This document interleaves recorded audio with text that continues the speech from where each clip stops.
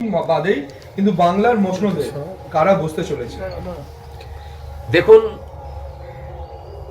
আমার যেটা চিন্তা ভাবনা, কেননা সবাই যে যার নিজের মত দিচ্ছে। সবাই বলছে আমি 250 জিতবো, সব দলই বলছে আমি জিতবো।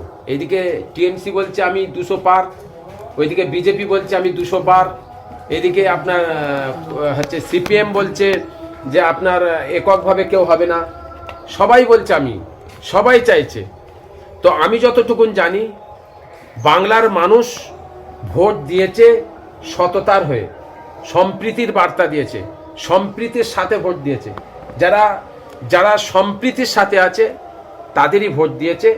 তো আমি মনে করি যে রাজ্যে সবাই বলছে আমরা আগে আছি, সবাই চাইছে, তো সম্প্রীতির সাথে মানুষ ভোট দিয়েছে, এতটুকুন আমি জানি। আচ্ছা, এবারে অনেক প্রায় দেখা গেছে যে পুরো একেবারে নিরপেক্ষভাবে ভোট হয়েছে। যে কোনো ব্যক্তি যে কোনো জেলায়, বিশেষ করে আমরা যেমন দেখেছি ভাঙড়, মুর্শিদাবাদ, বেশ কয়েকটি জায়গা, নন্দীগ্রাম, এইসব জায়গায় প্রায় কোনো না কোনো ঝামেলা হয়। কিন্তু এবারে দেখছি প্রায় একেবারে 0% টলারেন্সে মানুষ তার গণতান্ত্রিক অধিকার প্রয়োগ করেছেন। এই নিয়ে সেনাবাহিনীর ভূমিকাটা কি বলবেন নির্বাচন কমিশনে? দেখুন, এই বছরে ভোট তো খুব পিসফুল ভাবে ভোট হয়েছে, খুব সুন্দর ভোট হয়েছে, এটা সকলকে মানতে হবে। কিন্তু কিছু কিছু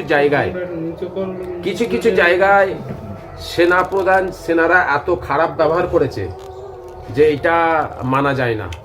মানুষ খুব কষ্ট পেয়েছে। এটা এর আগে নয়, এর আগেও যত ইলেকশন হয়েছে সেই সময় এরকম ধরনের সেনারা মানে ব্যবহার খারাপ করেছে। কিছু জায়গায়, বেশ কিছু জায়গায় গন্ডগোল হয়েছে। তো ভোট কিন্তু খুব ভালো হয়েছে, মানুষ স্বাধীনভাবে ভোট দিয়েছে। যেভাবে মানে শুধু একটা দল নয়, প্রত্যেকটা দল যেই জায়গায় যেই দলের ক্ষমতা ছিল সেখানে